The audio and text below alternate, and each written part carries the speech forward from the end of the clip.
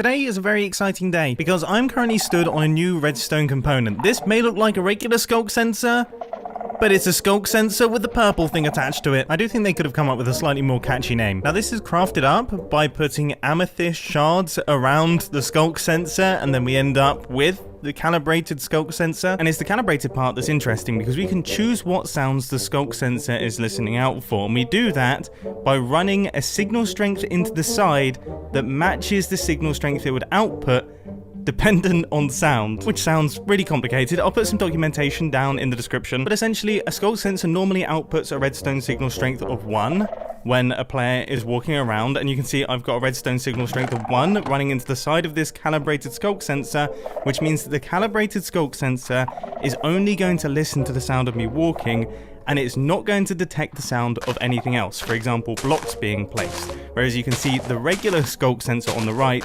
also hears this noise, which just makes the calibrated sculk sensor a much more precise redstone component. But that's not the only exciting thing introduced in this snapshot. Blocks of amethyst can now be used to pass along sculk vibrations, which means that we can chain sculk sensors together and store the sound that was originally transmitted. So let's do some experiments. I have a button panel of 5 different buttons, and I want each of these buttons to do different things. Not much point in having 5 different buttons that do the same thing, is there? Now I want to send these signals a long distance, making use of wireless redstone, and I think using calibrated sculk sensors in the amethyst blocks, I should be able to do this with just one line. The first thing that I have to do is create 5 different sounds. 2 of those sounds are pretty easy. We've got block activate and block deactivate. There are also 2 separate sounds that can be detected for block place and block remove or block break. And I'm really curious to see if powder snow counts as a block being placed or broken, because then I can do it making use of dispensers. And that would be very handy. So a block being placed gives out a signal strength of 13. So I've got a signal strength of 13 running into the side of this calibrated sculk sensor, which means it should only give a signal if a block gets placed, and that's actually worked. Which means the block breaking should also be working too. Fantastic. That's 4 of our 5 sounds done. I've discovered something slightly curious here. So if I fire a snowball into a block, it gets counted as a redstone signal strength of 2, which is an item landing. Now if I remove that block, I would have thought it would then be a redstone signal strength of 9 or 10, which is a block being activated or deactivated, but it actually gets counted as an item interaction, which is a redstone signal strength of 3. So thanks to that discovery, I now have 7 different buttons, all with different redstone signal strengths being outputted. The final one that I've got is a signal strength of 11 for blocks changing states, so I've got a composter being filled up. So now let's create the line of sculk sensors that these sounds are going to travel down, because remember, we're not sending redstone signals here, we're sending sounds. This is like one of the first soundstone redstone contraptions. So I would say our line looks like it's long enough, so let's quickly make sure that we can actually send sounds down this thing.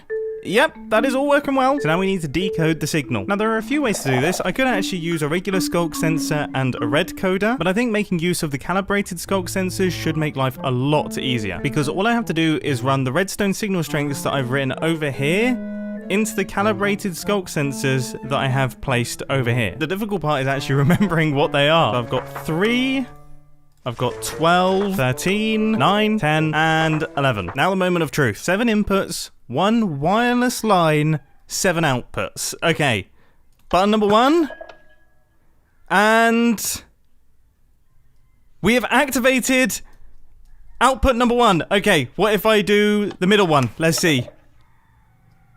It takes a little while to send the signal, but it is actually working.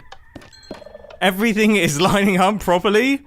The right outputs are popping out on the other side. This is insane. This is wild. I'm able to send different redstone signals wirelessly through the same line. I don't even know what to say. That is very fancy indeed. And it's also really quite simple. Like, there's not much going on up here, then there's basically nothing going on in the middle, and then the back end is just this. I do wish it was slightly faster, but still, this is super cool. But let's move on. I always love the idea of opening piston doors with sculk sensors, but the issue is if you made any other noise in the process of approaching the door, then the skulk sensor would detect that and not open. That has since changed. Let me just build up a quick piston door. This should hopefully do the trick. Right, piston door is closed. Piston door, oh my goodness, it's not working. This is a lesson in always check your repeaters. Now with the timings correct, yeah, our door is closed, our door is open, everything is working beautifully. So let's connect this up to a little calibrated skulk sensor. So if I place this in like this, then we can run our comparator into the side. Now currently it is detecting every noise, including the sound of the redstone contraption, which is why it keeps opening and closing. Not ideal. This is why the calibrated skulk sensor is awesome, because we can get rid of that. So I've got a signal strength of 1 running into the side of our calibrated skulk sensor, which means this thing will only detect footsteps, which means we now essentially have an invisible pressure plate. Our door is only going to open when a player approaches it. Now this is pretty cool and incredibly futuristic, but there's also other use cases for this sort of redstone contraption. For example, what if I wanted to create a hidden piston door? Now normally this would require some form of secret activation device like a redstone torch key or throwing a specific item on the ground, but now we can actually do it with specific sounds. Preferably not footsteps, because footsteps are quite common in Minecraft. You know, it's not much of a hidden entrance if someone who's trying to find your entrance just walks by and it opens. Something more obscure will probably work better. So if I run a signal strength of 5 into the side of our calibrated skulk sensor, that means that our door should only activate if I equip a piece of gear.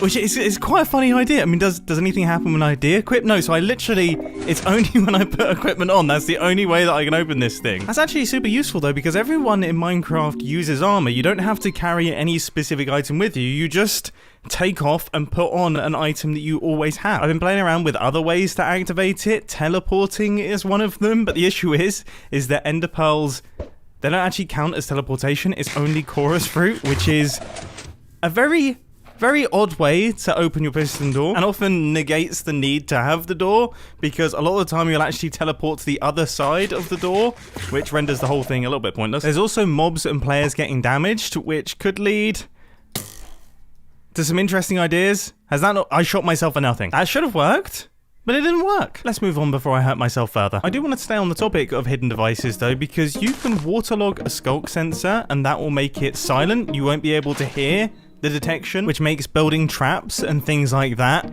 a lot better because you don't hear that. But you see, there's a slight issue with the calibrated skulk sensor in that you need to run a redstone signal into the side of it for it to actually work. And obviously things like redstone circuits and things, they get washed away by water. Now it was worth checking to see if you could run redstone signals through blocks, but that obviously isn't the case. So I guess if you wanted to do a waterlogged one, I suppose you could build up something like this. It's like encasing it and then having the water drop down like that, and then you can run your redstone into the side. I mean, it definitely looks strange, and it's definitely quite a big and bulky thing, but if you want to build silent traps that will only detect a certain type of noise, and that's the only way you're going to be able to do it. Anyway, that's enough secret stuff. I think there is still some interesting use cases for these calibrated skulk sensors inside of redstone contraptions. The ability to send a signal between two redstone circuits without needing a wire to connect them could potentially make some big changes to redstone contraptions. I'm just going to build up a super simple 3x3 piston door, and then I'm going to play around with this. And just to be incredibly clear, this is not the intended use case. Like, I'm not saying that this will make this specific redstone contraption smaller or better or faster, but I'm just curious how well it could potentially work. Okay, so we've got the bottom section done.